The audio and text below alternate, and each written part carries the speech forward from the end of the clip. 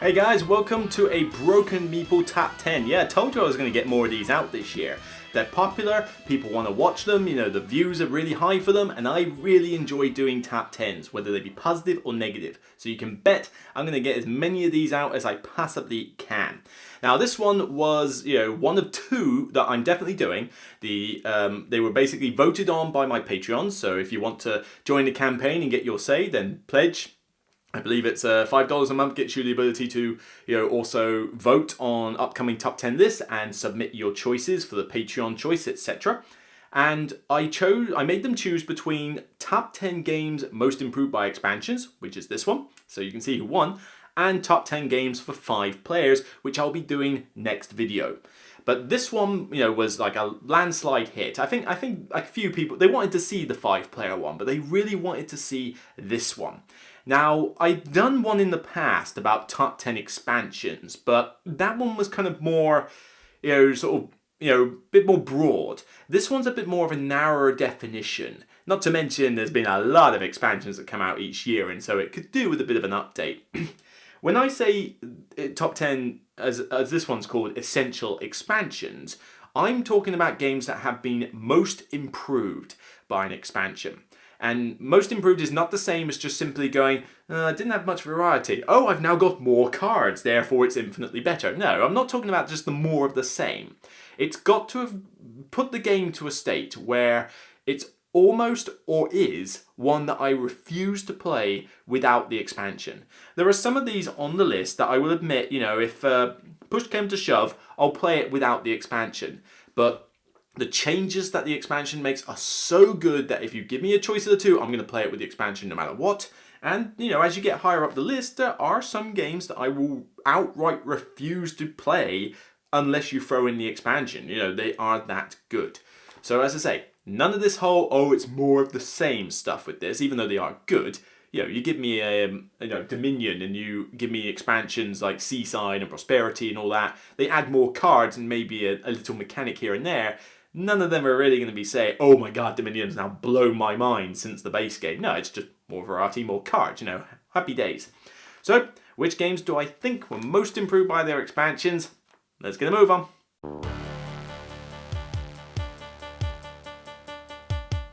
My number 10 is one of the first few worker placement games I ever played. It is generally regarded as a gateway worker placement game that is still popular to this day. Now, some people have thought that, Champions of Midgard has outplayed this game, has replaced it. I don't subscribe to that club just yet. I still prefer this one. But, the base game is decent enough. But when you throw in the Scoundrels expansion for it, you've got more locations, you've got more cards, and you've got that one of my favourite mechanics in games ever, corruption. This is the slightly odd on the theme, Lords of Waterdeep. Yep, and I'm going to try and keep this box in such a state because I've got an insert in here and it doesn't like to be turned vertically. But Lords of Waterdeep, I still really enjoyed this game. Yeah, it didn't meet my top 100, but it was like in the top 120. I mean, it's not like it's a bad game. I like a lot of games. But I still give this one kudos. I prefer this to Champions of Midgard, although I have not played it with the Valhalla expansion, so we'll see. But this one, when you throw in Scoundrels of Skullport, it's such a good expansion because not only do you have more choices for locations, you can go to all these different spots that you couldn't before. You've got more intrigue cards, you've got more quest cards, but the main thing it threw in was corruption. I love corruption when it's in games. They tweak them a bit, but it's basically that mechanic where it tempts you to take these nice, powerful things, but there's a catch. And it's usually negative victory points, or it comes back to bite you later. And in this case, the corruption comes off this little board where you take a token. It's shaped like a cool little blue skull. It's great. And the more corruption that everybody takes in the game, the more each one is worth in negative victory points. So if it's just you taking a little bit of corruption, you get some powerful actions and it's not that big a deal. But if everyone starts being corrupt, then suddenly these skull tokens are worth -8 apiece instead of -1 or 2. But there are ways to get rid of it. So you're kind of balancing the whole, how much corruption can I take? How much should I give away and, exhume by the end? Do I really care? I mean, there's one lord who loves corruption in this game. And I love that whole back and forth with having to balance out the corruption. I mean, you could ignore it completely, go right ahead, but it's tempting. It's there. You know, you could have this nice little spot here for a little bit of itsy bitty corruption. Just love it. Cleopatra and the Society of Architects has a great corruption mechanic. Abyss has a great corruption mechanic with the Kraken expansion. The Kraken expansion is not on my list, so that's not a spoiler. But yeah, I love corruption mechanics in games, and in this one, Scoundrels just blew my mind with Lords of Waterdeep, because I thought it was good with the base game, but with Scoundrels thrown in, it's like, oh, you want to play Lords of Waterdeep with Scoundrels? Oh yeah, I'm in. You know, it's that much of a boost. So, on the list, number 10.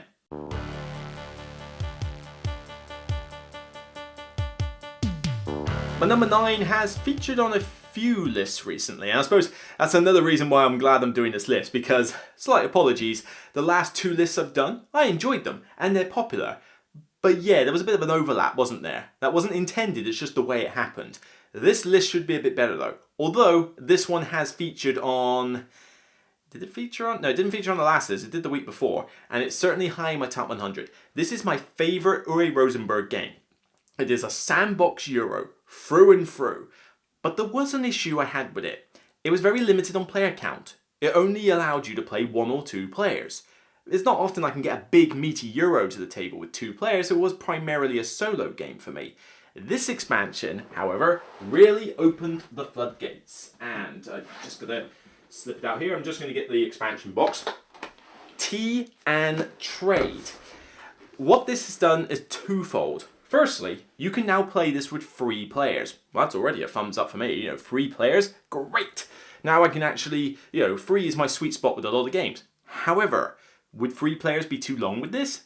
No, because it's got this cool little mechanic where when you set up the board, you've got some additional spots for 3 players, as well as with the expansion elements, more on that later. But you also get to start off with 2 specializations, and they can be an actual building, one of the basic buildings, or it can be some leveled up tools that you start the game with, and whichever tools you pick, the opponents get that in materials, depending what it cost. So you get a little boost in the game, and it helps to speed the game up from the get-go because you're able to start off on the path that you've chosen. And as a result of this, and with the different round counters, you play I think less rounds with 3 players, but you get that boost at the start, the game length isn't altered. In some cases, it's even slightly shorter, just because you get that boost and you don't play as many rounds. But I love that starting boost. It's just nice to be able to say, right, well, what am I going to go for this game? Probably a lot of wheat farming. Well, I could do with leveling up that tool, probably get that building as well. That'd be great. And you can start every single game like that. On top of that, it adds a lot of cool new elements like building ships for fishing, for food, or ships to go out on little expeditions to different countries to bring back a weird variety of goods, I'll admit. But you're basically trading with them. But I love the tea tokens that this one does. I mean, I'm a tea person anyway, so that kind of theme sings to me. But with this, you get tea. It's worth points, just like everything is in this game. But on top of that, the tea allows you to potentially, depending on what tea you discard, whether it's the basic tea or the East Frisian tea, or whatever it's called, the history book in there explains it more. But depending on what type of tea it is and how many you discard, you can potentially treat your tool as if it's 1 or 2 higher. Okay, that's pretty sweet. Or in one case, you can actually take the same action twice. You save yourself up for that and you're thinking, oh, I'm getting rid of a couple of points of tea here, but I get to do that twice. That's pretty awesome. And it opens up some great combo plays. So, a game that I thought, I'm only really getting this to the table by myself. I wish I could play it with others. Suddenly, I've got more options, I've got a great way to boost my actions, I've got a 3-player option that actually I think plays better than the 2-player option now. So now I can get this to the table and show more people. Because constantly I'm like, there's a couple I want to teach this game to, but I've either got to sit out or I've got to teach one of them at a time. No more, I can sit in, and so can they too. Great, love this one. Tea and Trade, number 9.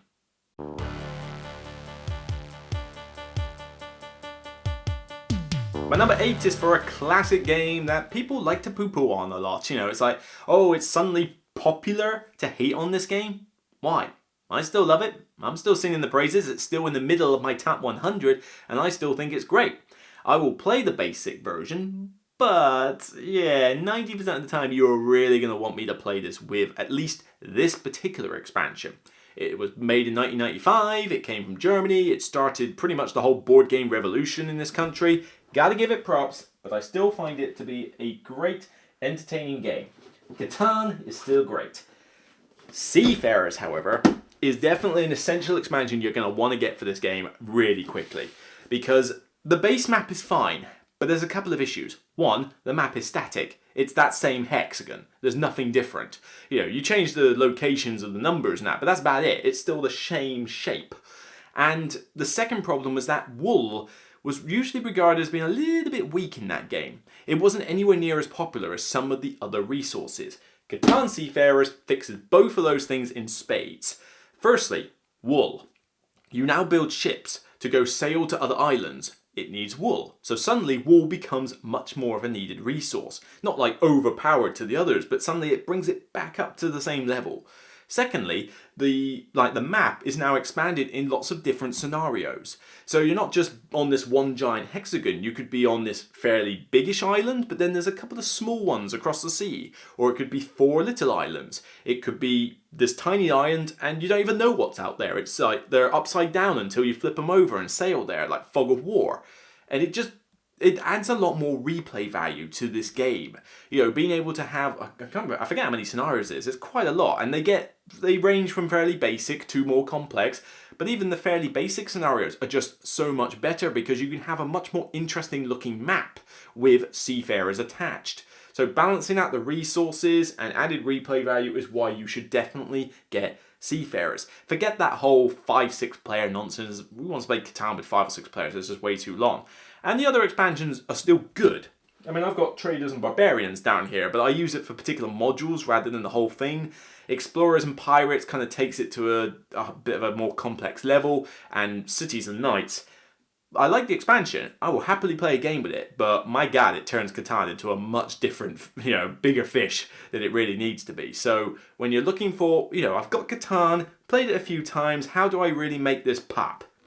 Catan Seafarers, hands down, number 8.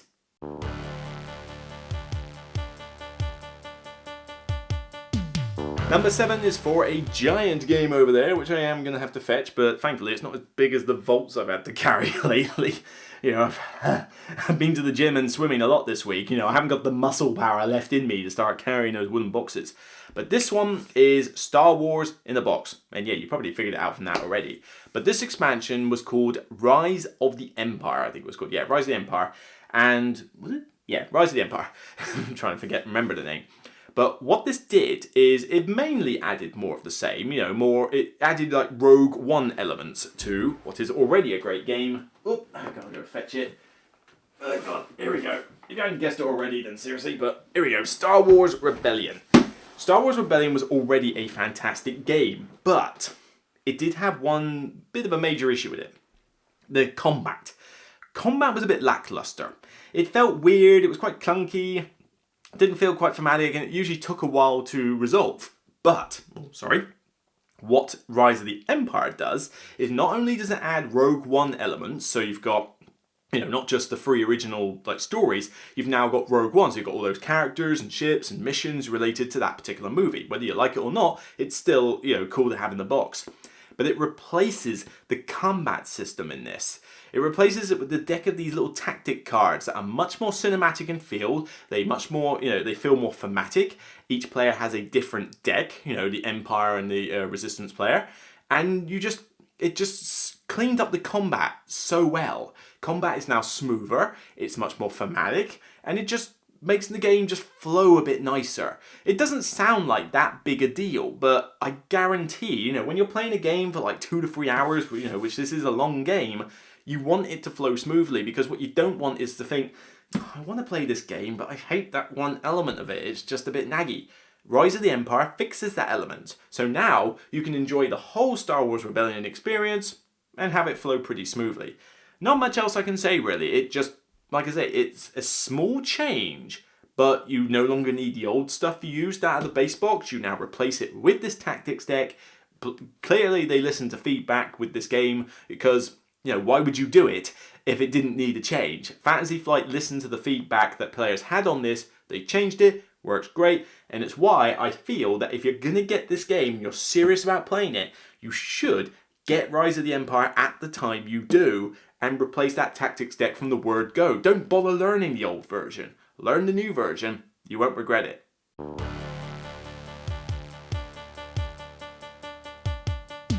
And number 6 is a modular expansion for one of my favourite party/negotiation games. From the Dice Tower Essentials line, it added, I think, a good 5 or 6 modules to what was already a great game.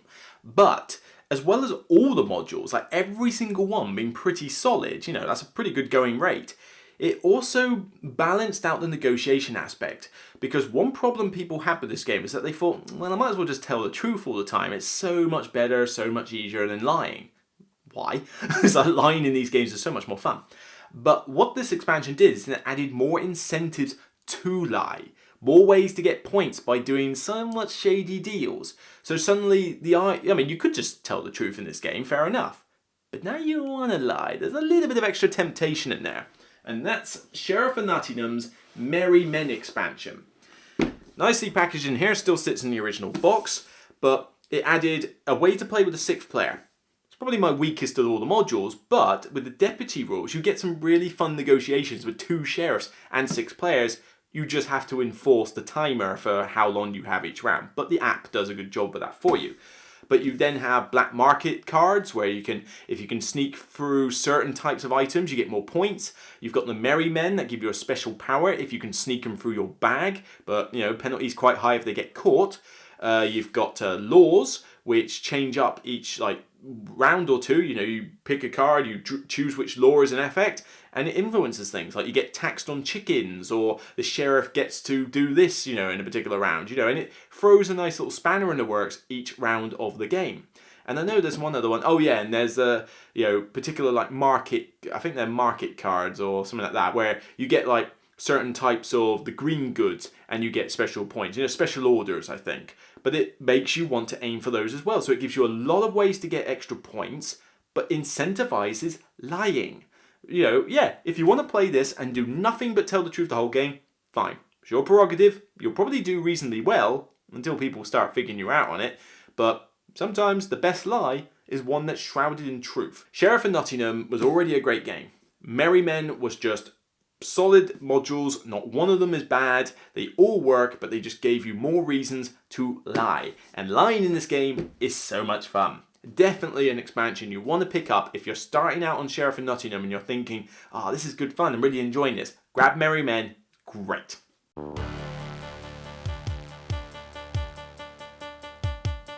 My number 6 is a recent expansion actually. I did a recent review in August on it, in fact.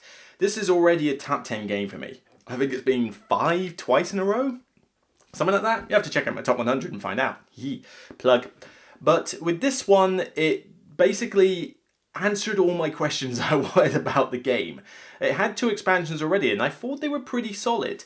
But with this one, it brought in a legacy-esque campaign where you got extra modules introduced through a storyline. The campaign is pretty decent. I had fun doing it and it teaches you the new stuff in a different way, and there are branching paths throughout the campaign, 1 or 2, not loads, but it's still fun to do. But when you take all those modules after the campaign and just insert them into your regular game of Scythe, oh my god, does it go up.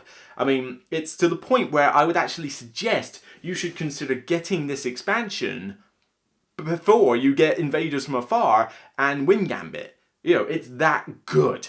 It adds the ability to, oh wait, no, I can't spoil. I can't spoil exactly what's in it, but let me tell you this. When you've always thought, game ends in the same way, or, I wish I could customize a bit more, or I wish there was a bit more variety here and there, this will answer your prayers. Trust me on this one. It's a solid campaign, but even if you just ignore the campaign altogether and just take all the modules apart, you're allowed to do that. It even gives you rules in the back of the book of how to do that. But believe me, this is such a good expansion for Scythe that you should definitely think about getting this one before you get the other 2. You'll probably want to get the other 2 at some point, but you don't need them to play through this. But I guarantee this one will improve your game of Scythe even more than the other two already do. It's just that good. And I know it sounds weird. I can't really explain much about it because I don't want to give away too many spoilers. You know, I've done a review on it, spoiler free and spoilerific. So, you know, you can go check that review out. But definitely recommend this one. We were looking forward to it for a long time, played through it, was not disappointed. Every future game of Scythe that I play, that is my copy, will have these elements thrown in. If it's someone else's game and they've only got the base set, fine, I'll still play Scythe because I love it that much. But if it's my copy, this is getting thrown in, no questions asked. Because even if they're brand new to the game, because frankly, most of the elements in this you could probably deal with even if you're brand new to the game. Some of them you might want to leave out, but then you can leave that to your discretion. It's modular after all. So Scythe, Rise of Fenris, my number 5, spoiler free.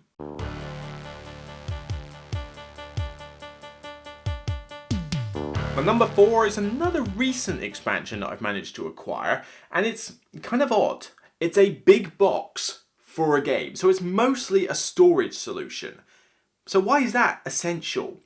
Well, because it throws in this one element, and if you want to put this down as a little bit of a cheat, you can. I don't know, because you could technically house rule this into previous games. But this expansion is what brought it to the limelight. And if you don't want to print and play stuff or house rule it, then you want this anyway. Because if you're going to get into this game, you're going to want the storage solution. But it did two things in particular that were brilliant. Firstly, throws in these totem cards that give each player a starting special power and setup that's different from everybody else, but super powerful. And it accelerates the game because you start off with something cool. But the best thing, and I mean the best thing, here we go. That Mystic Veil Conclave adds to this already really cool card crafting game from AEG is the Equinox variant. Equinox was the biggest problem with the base set was time length. When you play this 2-player, it's a great back and forth 2-player, really love it.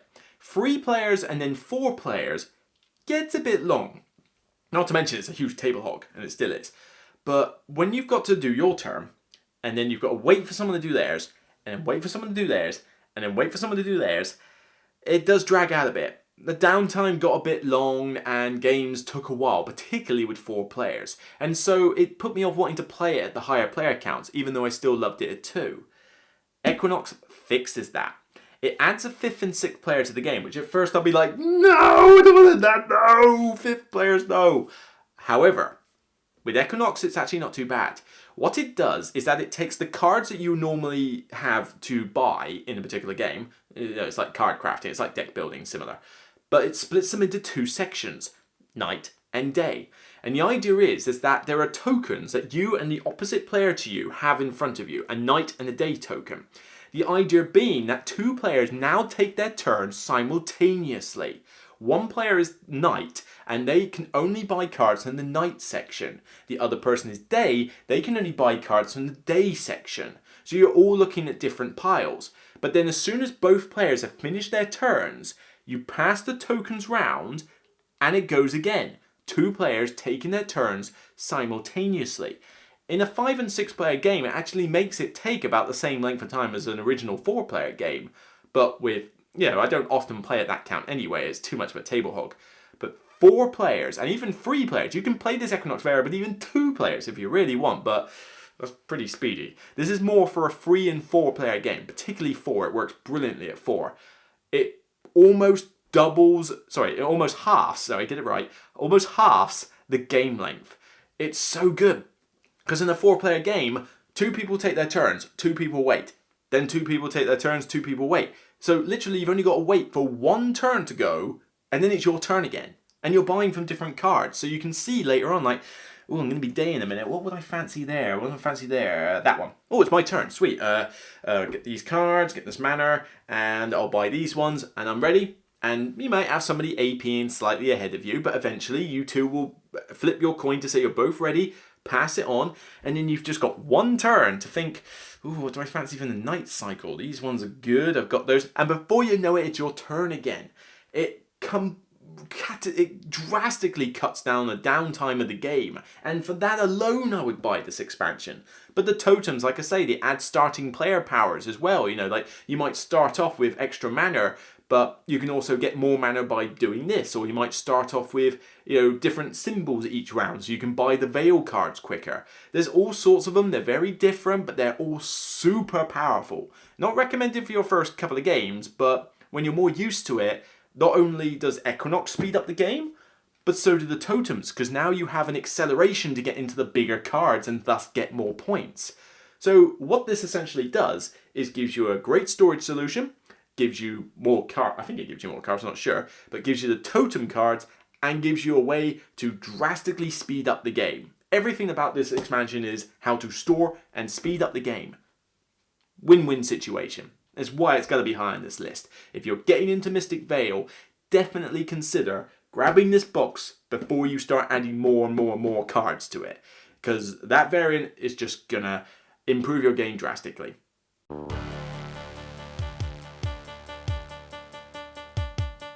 My number 3 is a bit of a trick actually, because earlier on, if you were listening, I mentioned a game expansion that wasn't on this list. I said it wasn't a spoiler. I didn't say that the base game wasn't on this list. I just mentioned that that particular expansion wasn't on this list. The Kraken one. Clever girl. Yes, this particular game, which is now in my top 10, I love this game, and that was because of this expansion. Abyss. I have been singing the praises of Abyss for a long time. This is underrated, needs a reprint. Love this game so much. But why did it shoot into my top 10? It's because of the Leviathan expansion, the most recent one that this one released. Kraken was great. It had a loot mechanic which was pretty lame, but the corruption mechanic with the black pearls was brilliant. And again, remember earlier? Black pearls, corruption, love the corruption mechanic. But Leviathan, there was one big flaw with the base game, and it was one that I just had to live with. The threat track, where if you came across the big Leviathan fish, you had a choice of whether to fight it or dodge it. If you dodged it, the marker went up, and it just basically meant that when someone decided they wanted to kill it, they got better rewards. That was literally it. No tension, no suspense, just luck of when it came out, and most of the time people would just stop it on the first or second part, because to let it go any further was just plain stupid. It really was bad. So that was always a bit of a flaw. Leviathan fixes that though. Firstly, I mean, you get more Lord cards, that's always a good thing, but it replaces that threat track. It's now no longer in the game, you don't need it. Instead, it gives you a Leviathan track, and it gives you this deck of cards with these gorgeous looking Leviathans in them. I mean, they look scary. It's like, you know, I think the intro I did for this one was like singing like Under the Sea, and it's like there's nothing friendly and loving about the Leviathans in this. They eat you up whole. But I digress. But when you put the Leviathans out, what happens is when you see one of those big fish when you're exploring the depths, you then have a problem. Because it's not just a case of, oh well, I'll escape, no biggie. No, because when you escape, you have to bring out more Leviathans. And it's basically on a track that's numbered 2 to 12 based on the 2 dice. You roll the dice, and if it comes up with a space that's already occupied, you suffer a pretty nasty penalty. You know, we're not going to reward cowards, you know, in this game. But you now have a chance to fight the Leviathans for rewards and points. It gives you a new set of monster tokens, because the original game gave you VP ones. These ones now let you get pearls, get stacks from the council, you know, get other little cool bonuses, so you can pick and choose which tokens you want. Do I want straight up VIPs, or do I want a bit of a boost in the game? But fighting the Leviathans is great. You play an ally of the appropriate colour, you roll 2 dice, and you try and beat its resistance. And as you cut down its lives, you get more of those cool monster tokens, but if you're able to kill it off and get the killing blow, and there's a lot of kill stealing in this game now, but when you have the most Leviathan kills, you get this really cool miniature that's a bit like the Kraken miniature from the other expansion, but it gives you 5 points at the end of the game for being the Scourge of the Depths. So the Kraken expansion gave you a miniature that gave you -5, this one gives you a piece that's worth +5. So it's cool to have them both in the game. But I say it's an essential expansion that you probably could buy first before you get the Kraken expansion, even though I think you should get both. But replacing that fret track is just so critical. It is the worst part of the base game. Not to say it is horrible, but it's like, oh my god, I love Abyss, I love Abyss, I love Abyss fret track. Oh, I love Abyss, it's quite low down there. But replacing it with this Leviathan track that works a lot better, it gives you a different path to victory, gives you more options, it's like, and you've even got these allies that you can get that help you fight the Leviathans. They let you roll 2 dice instead of 1, or you can spend pearls to up the power. So when these come out of the depths and players are deciding whether they want to buy them from the other players, it's like, well, I don't desperately need a two squid, but it lets me fight that particular Leviathan nice and easy. Oh, I might put some value on that. And it's just great to have this extra thing in the game. So, gotta say, Abyss was already a top 50 game for me. Leviathan bumped it all the way to my top 10. That's how good of an expansion it is. Deserved number 3.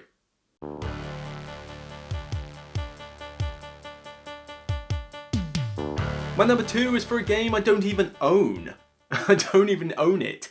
It's not the highest in my top. I think it would be somewhere in maybe my top 150, top 200. Thinking like, why is a game that's not even in your top 100 suddenly not in? Why is it so high up this chart? It's because this is where we're getting to the point where I refuse outright to play this base game without this expansion. Absolutely outright refuse. This is an expansion that everybody on the Dice Tower loves this one, and a load of other people must love this one as well. It basically fixes all the problems that the base game had with regards to turtling, with regards to barely any movement, and the fact that the game kind of ended very abruptly. It's like, oh, I'm ready to move out, and Monument win. Oh, that was a bit there. The base game was very Euro-y as a result. But even though I don't own this game, I've been tempted to buy it. I know other people that own it, so I'm not too fussed. But I'm tempted to buy it myself with this expansion to prove a point. Get on with it. Titans for Cyclades. Oh my god, this fixes so much. Gives you a new map. Gives you a way to play in teams. So 6 players can play with 3 teams of 2. And I've played that variant. It is great fun. But the best thing it did is that it added the Chronos god to it. I'm trying to remember exactly because I don't own this game obviously, but basically it increased the freedom of movement because now you have these Chronos guardians that you can put on by bidding on the particular god. But with these giant titans, they effectively allow you to carry your movements around, carry your units around the map. So you can get in each other's faces a lot more quicker, and it doesn't turn it into a complete war game. You still need the monuments, you still have the Euro bidding aspect, which is really cool. But now it's you have to watch your back. And now it's just oh yeah, he's building up his monuments over there. Right, well, forward march. Take your great monsters and units and go fight him.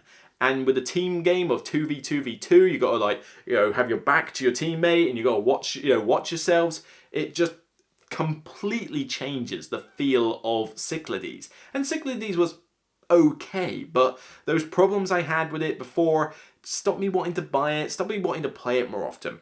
When I tried it with Titans, there was no question about it. Now every time Cyclades gets offered to the table, I check if they've got Titans. If they don't have Titans, I don't want to play it. I'll move elsewhere. That's how solid the expansion is. It is that essential. You no longer need the original board. You use this new board with lots of different islands, 2 or 3 biggish islands on it. And you've got more flexibility, more movement, and you've still got a decent array of gods. Works so well. It is absolutely essential that if you're into Cyclades, you need Titans stat.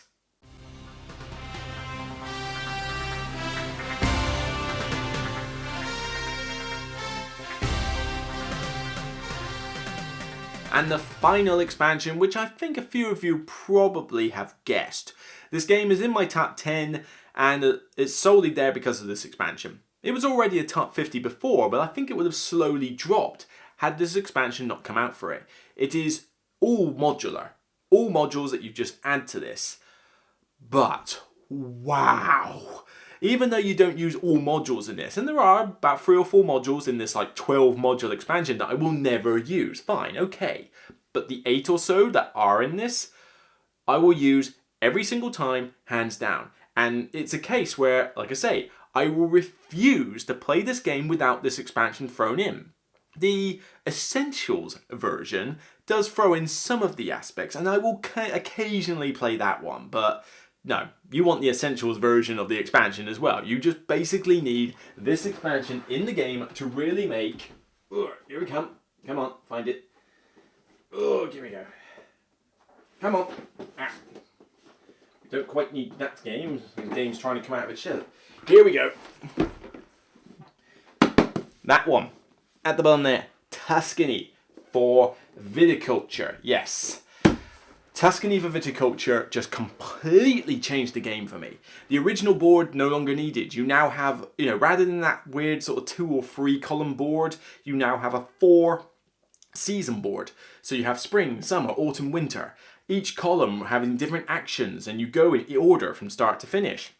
Different seasons are better for certain things. You have a wake-up chart, so you can decide your turn order, get some bonuses, and you start a bit later, your turn order's later, but you get more bonuses. What do you want?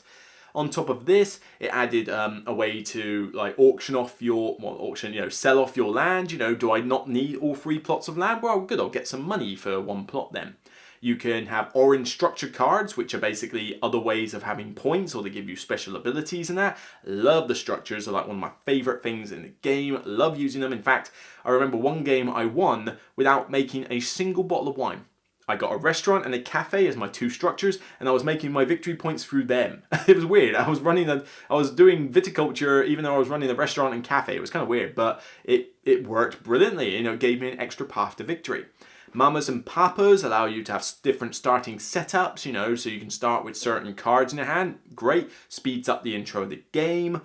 Oh, what else is there?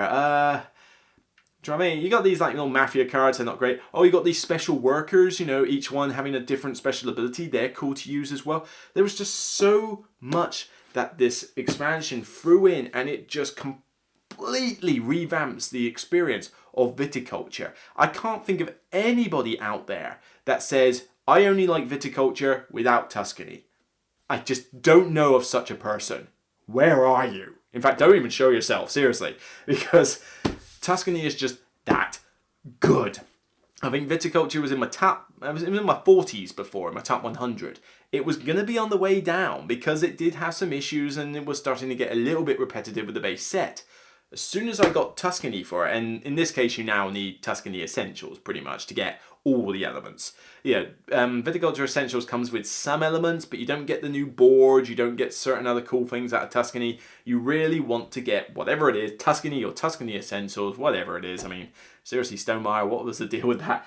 But this is the collector's set. You're not going to get this collector's box anymore, and I don't think you can even get the full version of Viticulture and the full Tuscany anymore, and now it's all this Essentials weirdness.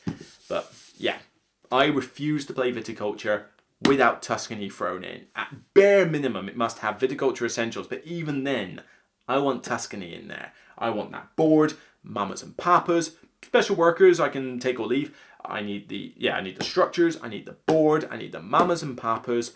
I need pretty much most of the modules that are in this expansion, and on top of that you've got things like metal coins as well, and it just pimps it out to such a great level. And also, I forgot advanced visitor cards. Now you've got a new set of visitor cards that are advanced, so they give you more choices, and it even gives you a revised set of the original base set ones. So now you're thinking, I've drawn this card, it's no good, well, that's luck of the draw or something. Now each of them has choices, and the choices are sort of reversals of each other. So even if it's not good for that, it's probably good for the other part.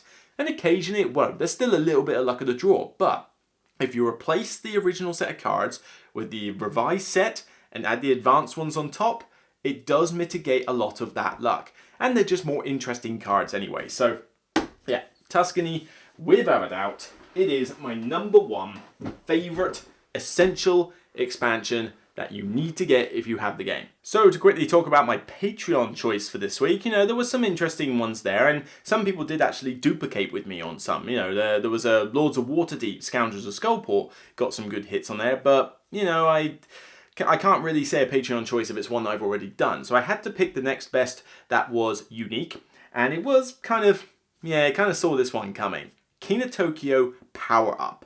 I admit, King of Tokyo is a great game as a base set, and the expansion really does add some cool new variety with those evolution cards.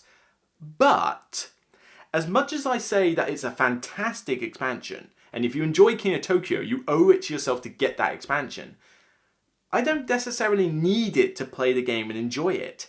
I mean, yeah, it adds more identity to your monster. If I play King of Tokyo with Power Up, I'm going, oh, I get to be Gigazor, yay, Godzilla! If I play King of Tokyo with just the base set, I go, oh, I get to play Gigazor, yay, Godzilla! You know, it doesn't change. Don't ever do that again. Like playing Gigazor, I just love that character, I like Godzilla. But, you know, the power-up and evolution cards for Godzilla, I think, are actually a bit weak and a bit lame compared to a lot of the other evolution cards. I don't care, because I'm playing Godzilla. That's what I'm playing King of Tokyo for. To play Godzilla and to eat you alive. Screw that 20-point nonsense. Roll the dice, I'm going to kill things. But, yeah, so I respect it. Fantastic expansion. Definitely great. You know, definitely should not have been in the base game. I think it was right that they put it as a first step expansion. But, certainly, you know, I can take it or leave it. But if you love King of Tokyo, then yeah, you probably owe yourself to get it. So it's definitely a solid Patreon choice. So a quick little short list wrap up. What else I have? Innovation, Echoes of the Past. Yes, I do like the Echoes of the Past with it. It adds more variety, but I'll still play Innovation with the base set alone. Takinoko Chibis. I do love Takinoko and the Chibis expansion, having the female panda miniature and the babies that give you extra points and little bonuses. It's a nice little addition, you know, not too hard to throw in, but again, I can play it either with. Although Chibis might have been a good 11 or 12 for me. Tokaido Crossroads, yes, because with Tokaido you have the different card sets, but in the base set there's only so many. Crossroads basically doubles the choices you have in the game, even though it's still a simplistic game. But having that extra variety just really bumps up that game in such a good way. 5 Tribes Sultans. Yes, the Sultans expansion, screw the 5th player thing, that's all stupid, nobody likes it. But it added the Sultan cards, which were city tiles you put on the board, which controlling them gave you good points. But whilst you were there, you could also get these little objective cards that were different each time, and it basically was fulfill this condition and you get more points from the Sultan. It added lots of cool little tactical paths to victory that you could do in the game, and it's really solid.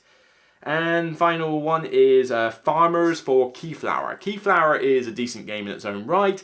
Merchants is okay, I can take or leave it, but that's kind of a boring addition, that one. But with Farmers, you're not just grabbing those little resources, now you can get pigs and cows and sheep. And it gave you a lot of more interesting tiles, but just having the wheat as a resource as well as all the different animals, it opened up different ways, like different paths to victory, gave me more options, more choices, and it looks cool building up a village that isn't just a bunch of cylinders anymore. It now looks like it has, you know, a farm breeding in it. So Farmers was good, but it would probably be closer to the 20 mark because I don't think it's essential. I'll still play Keyflower regardless. So yeah, that's it. Top 10 games with games that were most improved by expansions, or top 10 essential expansions, whatever you want to call it. That's it for this top 10 list. The next one will be top 10 games for 5 players. So far, that's a very tricky one. 5 players is such a horrible number to deal with when it comes to games. You don't want to split it into a 2 and 3 very often, but 5 players is hard to find good games for. Which games can I find that are good for 5 players? Find out next time. For now, take care, enjoy gaming, and remember, it doesn't matter whether you've got the expansion or not, it's still only a game, so just enjoy it for what it is. Take care, see you next time.